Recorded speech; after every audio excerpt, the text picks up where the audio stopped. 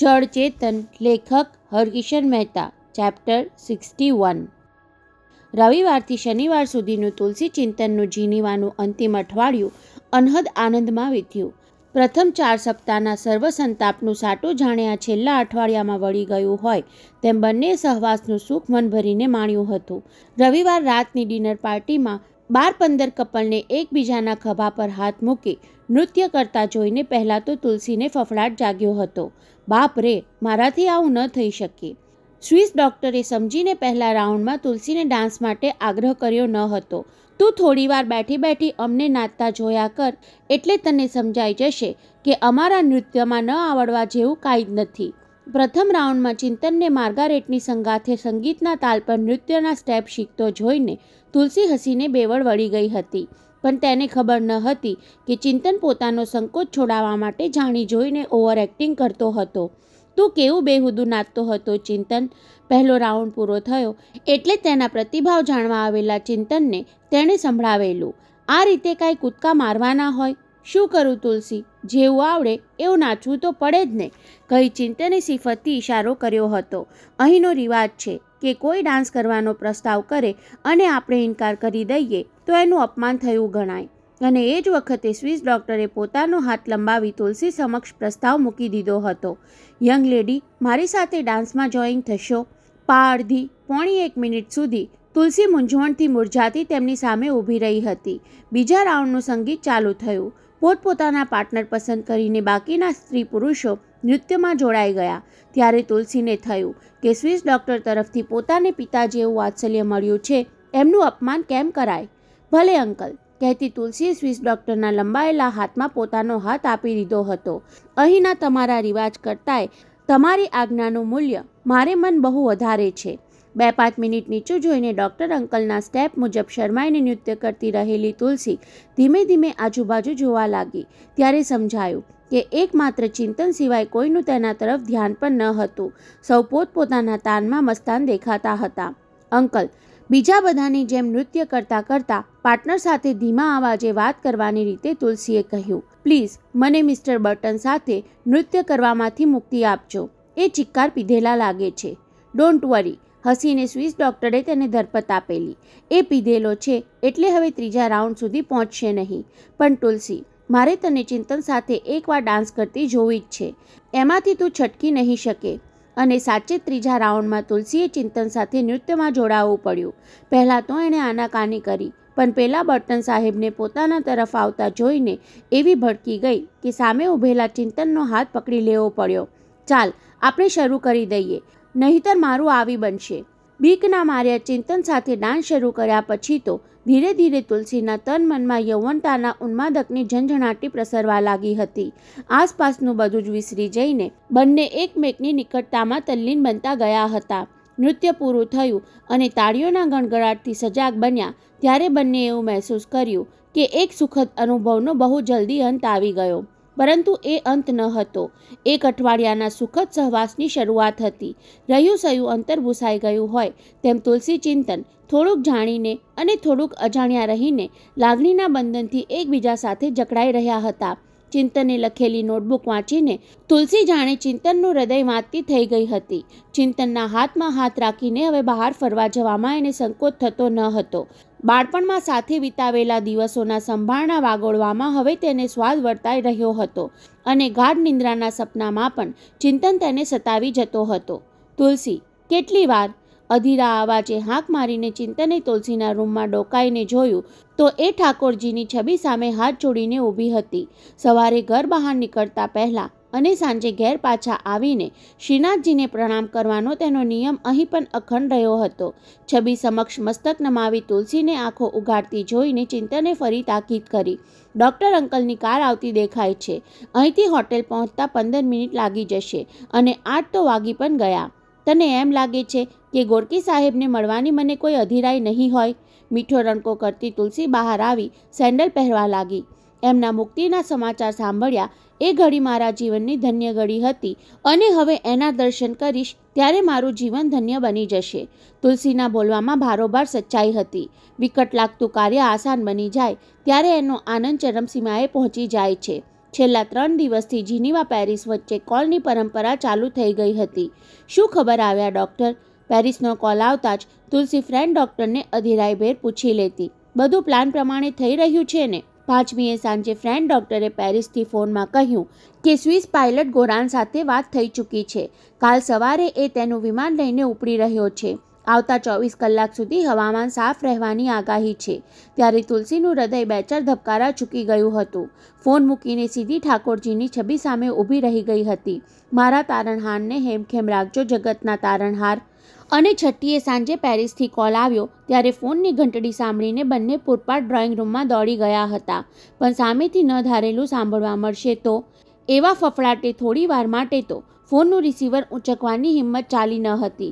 કદાચ ફોન વાગતો બંધ થઈ જશે એવી દહેશતથી તુલસીએ ધ્રુજતા હાથે રિસીવર ઊંચક્યા. પછી તે ફ્રેન્ચ ડૉક્ટરના 5 શબ્દો સાંભળીને એ સામે ઊભેલા ચિંતનને બાજી પડી હતી. મહેમાન સુખરૂપ સ્વીડન પહોંચી ગયા છે. બંને એકબીજાના માથા આડાડી રિસીવરને વચ્ચે રાખી એ ખુશખબર સાંભળ્યા હતા. આપણો પાયલટ ગોરાન ધાર્યા કરતાં પણ વધારે બાહોશ નીકળ્યો. લોખંડી રશિયાના મોં પર પોલાદી મુક્કો મારતો હોય તેમ ડૉક્ટરને ઉંચકી લાવ્યો. કાલ સવાર સુધીમાં તો એ મહેમાન સોંપવા પેરિસ આવી પહોંચશે અને હું મહેમાનને લઈ પ્લેનમાં જીનીવા આવી પહોંચું છું. સાંભળીને તુલસીની આંખો હર્ષના આંસુથી ઉભરાઈ આવી હતી અને ચિંતન એવો આવેશમાં આવી ગયો હતો કે સામે ફોન હોવા છતાં સ્વિસ ડૉક્ટરને રૂબરૂમાં ખુશખબર આપવા ઉઘાડા પગે નર્સિંગ હોમમાં દોડી ગયો હતો. મિસ્ટર બર્ટનનો ફોન આવી ગયો. તુલસી ચિંતન કારમાં ગોઠવાઈ ગયા એટલે સ્વિસ ડૉક્ટરે ઉત્સાહભેર ખબર આપ્યા. જીનીવા એરપોર્ટ પર તાકીદ થઈ ચૂકી છે કે ડૉક્ટર લિયો ગોર્કીનો પાસપોર્ટ ધરાવતા પેસેન્જર સરકારના ગુપ્ત મહેમાન છે. કોઈ જાતની પૂછપરછ વગર એમને બહાર સરકી જવા દેજો. હોટલ પ્રેસિડેન્ટ તરફ જઈ રહેલી કારમાં બેઠેલા તુલસી ચિંતનના મન ઘડિયાળના સેકન્ડ કાંટાની જેમ ડૉક્ટર ગોર્કીના જ વિચાર ફરતે ચકરાવા લેતા હતા. સવારે 5:30 વાગે પેરિસના એરપોર્ટ પરથી ફ્રેન્ડ ડૉક્ટરનો કોલ આવ્યો ત્યારે મેં એમને એટલું કહ્યું કે તમને લેવા માટે અમે જીનીવા એરપોર્ટ પર આવીએ, પણ એમણે સાફ ના સંભળાવી દીધી. ચિંતન બબડ્યો. ના પાડવાનું કારણ પણ સાફ છે. સ્વિસ ડૉક્ટરે સમજાવ્યું, ડૉક્ટર ગોર્કીને આપણે એરપોર્ટ પર મળીએ એટલે બીજા લોકોનું ધ્યાન ખેંચાય. એમાં ફ્રેન્ડ ડૉક્ટરને જોખમ લાગ્યું હશે. હવે તુલસીએ બીજો ઉચ્ચાર દર્શાવ્યો. મેં ગોર્કી સાહેબની તબિયતના ખબર પૂછ્યા ત્યારે પણ એમણે તબિયત સારી છે એમ કહેવાને બદલે તમે લોકો મળશો એટલે ખબર પડી જશે એમણે એવું કેમ કહ્યું હશે. એનો જવાબ પણ તમને હમણાં મળી જશે તુલસી. સરોવર કિનારે આવેલી આલિશાન હોટલની ઊંચી ઇમારત દેખાઈ એટલે સ્વિસ ડૉક્ટરે કાર ધીમી પડતા કહ્યું, જગતના એક મહાન ન્યુરોલોજિસ્ટના પગલાં અમારા માટે તો ગૌરવનો પ્રસંગ બની ગયો. હોટલ પ્રેસિડેન્ટમાં ડૉક્ટર માઇકલ રૂઝને નામે બુક થયેલા 507 નંબરના શૂટના દરવાજા સામે આવીને ત્રણે ઊભા રહ્યા ત્યારે તુલસીનું હૃદય ધકધક થવા લાગ્યું. દરવાજો ખોલીને માઇકલ રૂઝે આવકાર આપ્યો ત્યારે પણ તેની નજર તો ગોર્કી સાહેબને શોધવા માટે ખંડમાં જ ફરતી હતી. ડૉક્ટર અંદરના રૂમમાં આરામ કરી રહ્યા છે. ફ્રેન્ડ ડૉક્ટર પાસેથી સાંભળવા મળ્યું ત્યારે તુલસી રહી શકી નહીં. એમની તબિયત તો સારી છે ને? હું જરા અંદર જઈ આવું. તુલસીને જવાબ આપવાનું ટાળતા હોય તેમ ફ્રેન્ડ ડૉક્ટરે કહ્યું, તમે આવી ગયા છો એની જાણ કરી દઉં. સાંભળીને તુલસીના પગમાંથી જોશ ઓસરી ગયું હોય તેમે ત્યાં જ સોફા પર બેસી ગઈ. આવું શું કામ થાય છે? એમને મળવા માટે મન અધીરું બન્યું છે અને પગ કેમ પાછા પડે છે? અંદરના રૂમનું બારણું ઉઘાડ્યું એટલે તુલસી ફરી ઊભી થઈ ગઈ. ચાલો, ડૉક્ટર ગોર્કી તમને લોકોને મળવા આતુર છે, કહી ફ્રેન્ડ ડૉક્ટર ત્રણેને અંદર દોરી ગયા. મિસ ગાયસામી, મને મળતાની સાથે જ એમણે તમારા ખબર પૂછ્યા હતા. પેલી ઇન્ડિયન છોકરી મજામાં છે ને? સાંભળીને તુલસીના પગમાં ફરી જોશ ઉભરાઈ આવ્યું, પણ ખંડમાં દાખલ થતાં જ તેના પગ ફરી થંભી ગયા. 10-12 ફૂટ દૂર સોફામાં બેઠેલા પોતાના તારણહારના દર્શન કરીને ચિત્ત પ્રસન્નતાથી ખીલી ઉઠ્યું નહીં. તુલસીની પડખે ઊભો રહી ગયેલો ચિંતન પણ એકીટશે ડૉક્ટર ગોર્કીને નિહાળતો વિચારમાં પડી ગયો. 5.5 અઠવાડિયા પહેલાં મુંબઈમાં જોયેલા ગોર્કી સાહેબ આટલા બધા બદલાઈ ગયા? છોકરી ત્યાં કેમ ઊભી રહી ગઈ? સોફાના હાથનો ટેકો લઈ ઊભા થવા જતાં ગોર્કી સાહેબે ઉચ્ચારેલા ધ્રુજતા અવાજે તુલસીને સજાગ કરી દીધી. સાંભળ્યું છે કે ઓપરેશન પછી શુદ્ધિની સાથોસાથ તને દિવ્ય દ્રષ્ટિ પણ મળી ગઈ. તારા આ ડૉક્ટરની ખબર નહીં પૂછે? અત્યંત ધીમા અને અતિ ધ્રુજતાએ સાદે તુલસીને હચમચાવી દીધી. પોતાના તારણહારની નજીક લઈ જતું દરેક પગલું તેની વ્યાકુળતામાં વધારો કરી રહ્યું હતું. સાવ સમીપે પહોંચી ગઈ ત્યારે ડૉક્ટર ગોરકીએ આવકાર માટે લંબાવેલા હાથમાં પોતાનો હાથ આપવાને બદલે બંને હાથ જોડી ભારપૂર્વક એમને નમી પડી. જોવા દે જોઈએ, તારા માથાનો ઘાવ રૂઝાઈ ગયો કે નહીં, કહેતા રશિયન ડૉક્ટર તેના ઉઘાડા માથાના પાછળના ભાગ પર ડાબા હાથની આંગળી પસવારવા લાગ્યા. મને ખાતરી જ હતી કે 1 મહિનામાં જખમ અચૂક રૂઝાઈ જવાનો. બોલતા બોલતા ગોરકી સાહેબ ગળગળા થતા જતા હતા. એમના વાત્સલ્યભર્યા સ્પર્શથી તુલસીનો કંઠ રૂંધાતો જતો હતો. તારું ઓપરેશન એ મારી કારકિર્દીનું અંતિમ ઓપરેશન હતું છોકરી. એમના શબ્દોની સાથે જ તુલસીએ માથું ઊંચકીને એમની સામે જોયું તો ડૉક્ટરની આંખોમાંથી વ્યથા ટપકતી દેખાઈ. અચાનક તેનું ધ્યાન ગોરકી સાહેબના જમણા હાથ પર પડ્યું. આવેશમાં તુલસીએ તેમનો એ હાથ પોતાના બંને હાથમાં લઈ લીધો. વર્ષો પછી પિતાને મળતી પુત્રી એમનો હાથ પંપાડીને ખબર પૂછે તેમ તુલસી પહોંચાથી આંગળાના ટેરવા સુધી હાથ પસવારતી ડૉક્ટર ગોરકીને કરુણા નીતરતી નજરે જોવા લાગી. હાથના આંગણામાંથી ચેતન ચૂસાઈ ગયું હતું. કોઈ જળ વસ્તુનો સ્પર્શ થઈ રહ્યો હોય એવી અનુભૂતિ થતાં એ ચોંકી ઉઠી. તારું ઓપરેશન એ મારી કારકિર્દીનું અંતિમ ઓપરેશન હતું. ડૉક્ટર ગોરકીના એ શબ્દોનો અર્થ હવે તેને બરાબર સમજાઈ ગયો અને સમજાઈ જતાની સાથે જ એની આંખો આંસુથી છલકાઈ ઉઠી. ભલી છોકરી, તારા આંસુનો અભિષેક પણ હવે મારા આંગણામાં ચેતન નહીં લાવી શકે. પોતાના હાથ પર પડતા તુલસીના ધગધગતા આંસુના સ્પર્શે ડૉક્ટર ગોરકીનું હૃદય વલોવી નાખ્યું. એ લોકોએ મને જીવતો રહેવા દઈને મારો હાથ ખોટો પાડી નાખ્યો. વીજળીના શોક આપીને મને અડધો પાગલ બનાવી દીધો. ત્યારે તુલસી હિબકા ભરતી એમને વળગી પડી. ઓહ ગોડ, તમારા જેવા પરોપકારીના આત્માને એ લોકોએ આટલો બધો રીબાવ્યો. ડુસકા સાથે બોલતી જતી હતી. મારે ખાતર તમારે આવા કષ્ટ વેઠવા પડ્યા. તેના એ આક્રંદે સામે ઊભેલા ત્રણેયની આંખો ભીની કરી દીધી.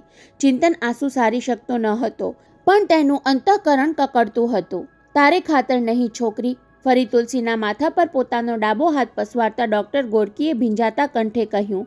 મારે મુક્ત થવું હતું. મારી વિદ્યાનો જગતના લોકોને મારે લાભ આપવાનો હતો. તેની આ સજા મળી મને.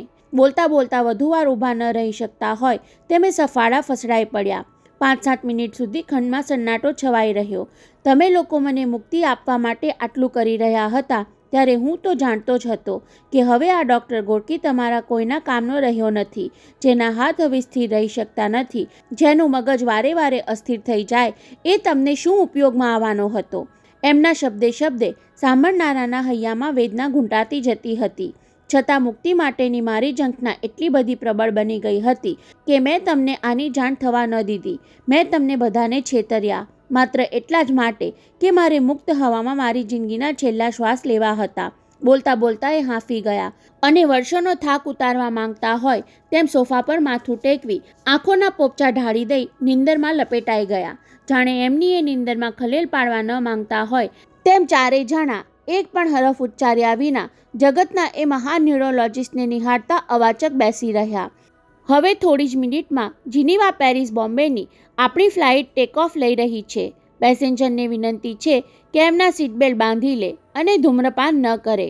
એરબસના માઇક્રોફોન પરથી વહેલો એર હોસ્ટેસનો મૃદુ અવાજ તુલસી ચિંતનના કાન પર અફળાતો હતો, પણ બેમાંથી કોઈનું ધ્યાન એ તરફ ન હતું. ઘેર જવાની અધીરાઈ અને જીનીવા છોડવાની ગ્લાનીની મિશ્ર લાગણી પંપાડતા બંને વિચારમગ્ન બની ગયા હતા. બારી પાસેની સીટ પર બેઠેલી તુલસી બહાર નજર કરીને જીનીવાની બપોરનો તડકો નિહાળી રહી હતી અને આંખો મીચીને બેઠેલો ચિંતન જીનીવાના અંતિમ 2 દિવસના બનાવો વાગોળી રહ્યો હતો. ફ્રેન્ચ અને સ્વિસ ડૉક્ટર સાથેની ચર્ચામાંથી પોતે એક વાત તારવી લીધી હતી કે ડૉક્ટર ગોરકી હવે કોઈ દર્દીનું ઓપરેશન કરવા માટે સમર્થ રહ્યા નથી. 2-4 મહિનાના આરામથી કદાચ એમનું શારીરિક સ્વાસ્થ્ય પાછું મળે, પણ માનસિક સ્થિરતા પાછી મળતા કદાચ વર્ષોય વીતી જાય. ઇલેક્ટ્રિકના શોકથી એમના મગજને થયેલા નુકસાનનું સમારકામ થઈ શકશે કે નહીં એની ખાતરી ફ્રેન્ચ કે સ્વિસ ન્યુરોલોજિસ્ટ આપી શકતા ન હતા. ક્યારેક હસવા લાગે તો એ હસતા જ રહે છે અને ઉદાસ થઈ જાય ત્યારે બીજાની હાજરી પણ ભૂલી જાય છે. એમની બાકીની જિંદગી શાંતિથી પસાર થઈ જાય એથી વિશેષ આપણે કાંઈ ઈચ્છા રાખવી જોઈએ નહીં. આ નિદાન સાંભળ્યા પછી પોતાના જીવનમાંથી એક મહાન ધ્યેય જૂટાઈ ગયું હોય એવો વસમો આઘાત ચિંતને અનુભવ્યો હતો. જગતના કોમા પેશન્ટોને સાજા કરવા માટે હવે કોઈક બીજો ગોરકી પાકે ત્યાં સુધી રાહ જોવાની હતી. સ્વિસ બેંકમાં અલગ રાખેલા કરોડો રૂપિયા ચિંતનને હવે કિંમત વગરની કોડી જેવા લાગવા માંડ્યા હતા આનો હવે મને એક જ ઉપયોગ સૂઝે છે.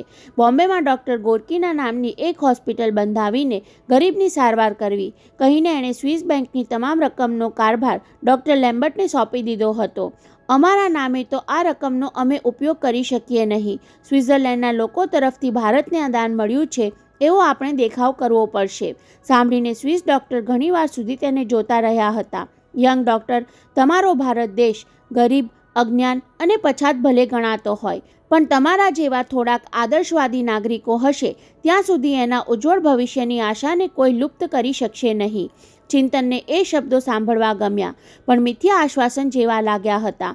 માત્ર આદર્શોથી કોઈ દેશનો ઉદ્ધાર થતો નથી. અન્યાય સામે લડવું જોઈએ. દેશની સંપત્તિ પચાવી પાડનારા ભ્રષ્ટાચારીઓને ઉઘાડા પાડી પ્રજાને જગાડવી જોઈએ. પરંતુ આવું બધું સ્વિસ ડૉક્ટરને કહેવાનો અર્થ ન હતો. માનવ સેવાનું ધ્યેય પડી ભાંગ્યા પછી હવે તો ચિંતને મુંબઈ પહોંચી જઈ નવલચંદ સામે પિતાની હત્યાનું વેર વાળવું હતું. જગતનારાયણે છુપાવેલા ગુપ્ત દસ્તાવેજ શોધી કાઢી દેશ સેવકોના અપકૃત્યોને જાણી લેવા હતા. અને વિરાટ વિમાન જીનીવાની ધરતી પર થોડું દોડીને ઉપર ઉચકાયું. જીનીવામાં વિતાવેલા દિવસો સ્વિસ ડૉક્ટર, માનસશાસ્ત્રી માર્ગારેટ, રેબેકા અને ડૉક્ટર ગોર્કીના સંભાળણા એક સાથે ઉભરાઈ આવ્યા હોય તેમ બારી બહાર જોતી તુલસીની આંખો છલકાવા લાગી. એરપોર્ટ પર વડાવા આવેલા સ્વિસ ડૉક્ટર દંપતીએ શિખામણ આપી હતી, સંપૂર્ણ યાદદાશ્ત પાછી ન આવી હોવાનો અભિનય કરવામાં સાવધ રહેજે. છેવટે બધા સારાવાના જ થઈને રહેશે. રેબેકાએ તેને છાતી સરસી ચાપીને વચન માંગી લીધું હતું, તમે બંને લગ્ન કરો ત્યારે મને ઇન્ડિયા બોલાવવાનું ભૂલતા નહીં. એ સાંભળીને તુલસી લજાઈ ગઈ હતી, પણ બાજુમાં ઊભેલા ચિંતને તો નિશ્વાસ નાખીને મોં ફેરવી લેવું પડ્યું હતું. કારણ કે સવારે વહેલો ઉઠીને પોતે સામાન પેક કરતો હતો ત્યાં ટેલિફોનની ઘંટડી વાગી ઉઠી હતી. તુલસી બાથરૂમમાં હતી એટલે પોતે ફોન લેવા દોડી જવું પડ્યું હતું. રિસીવર ઉંચકતા જ સામેથી કરઝનનો પરિચિત અવાજ સાંભળવા મળેલો. ડૉક્ટર, હવે મિસ્ટર શાહ જીનીવા આવતા નથી. કાલ સાંજે પેરિસથી જ એમણે બોમ્બે ચાલ્યા જવું પડ્યું. એમના ફેમિલીમાં કોઈને એક્સિડન્ટ નડ્યો એટલે ટૂંકાવીને પાછા ફરી ગયા. એમને મેં કહી દીધું કે મિસ ગાય સામેની તમામ યાદદાશ્ત પાછી આવવામાં અમારા ડૉક્ટર લેમ્બર્ટ સફળ થયા નથી. ફોન મૂકીને ફરી સામાન પેક કરવામાં લાગી પડ્યો ત્યાં ફરી ફોન રણકવા લાગ્યો હતો. જઈને રિસીવર ઊંચક્યું ત્યાં ઓપરેટરનો અવાજ સાંભળવા મળ્યો, doctor Majmudar, please receive your call from Bombay. Hello કહેતા જ સામેથી યશોદાબેનનો અવાજ સાંભળવા મળ્યો, ચિંતન, તમે બંને આજે નક્કી નીકળીને આવો છો ને? કેમ આવું પૂછવું પડે છે બા? એ પૂછવા માટે ફોન નથી જોડ્યો ચિંતન. યશોદાબેનનો અવાજ થોડો તડાવા લાગ્યો. ગઈકાલે અહીં એક દુર્ઘટના બની ગઈ. શ્રીકાંતની પત્ની સુરુચિએ 5મા માળેથી પડીને આપઘાત કર્યો. આપઘાત? હા, અઠવાડિયા પહેલાં તેની ડિલિવરી આવી ત્યારે શ્રીકાંતે પુત્રીનો જન્મ થયાના ખુશખબર મને ફોનથી આપ્યા હતા, પણ ત્યાં આજે છાપામાં આ ખબર વાંચવા મળ્યા. પણ બા, આપઘાતનું કારણ? મળતા પહેલાં એ એક ચિઠ્ઠી મૂકતી ગઈ. શરીરનો કોડ હવે ચહેરા પર ફેલાઈ ગયા પછી હવે હું કોઈને મોં દેખાડવા લાયક રહી નથી.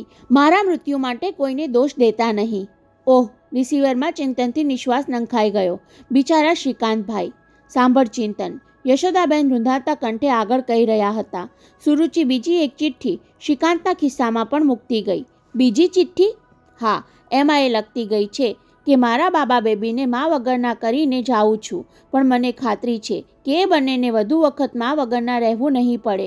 હવે યશોદાબેનના ગળામાં ડૂમો ભરાઈ આવ્યો. તમને તુલસી પાછી મળી જશે અને બાળકોને મા મળી જશે. એણે એવું લખ્યું? હા દીકરા, હાફતા શ્વાસે યશોદાબેન માંડ કહી શક્યા હતા. હું તો માનતી હતી કે આપણે કટોકટીમાંથી હવે પાર ઉતરી ગયા, પણ રુદનને બળજબરીથી અંકુશમાં લેતા છેલ્લે એમણે કહ્યું હતું, તુલસીને આ વાત હમણાં કહેવા જેવી લાગે તો કહેજે, નહીંતર અહીં આવ્યા પછી કઠણ કાળજું કરીને હું જ કહીશ. સવારે ટેલિફોન પર સાંભળેલા માતાના શબ્દો અત્યારે પણ ચિંતનનું કાળજું કોરી રહ્યા હતા. બારી તરફ મોં રાખીને રૂમાલથી ભીની આંખો લૂંટતો તુલસીને આ વાત કરવી કે નહીં એની વિમાસણમાં પડેલા ચિંતનની આંખોના ખૂણા પણ ભીંજાવા લાગ્યા.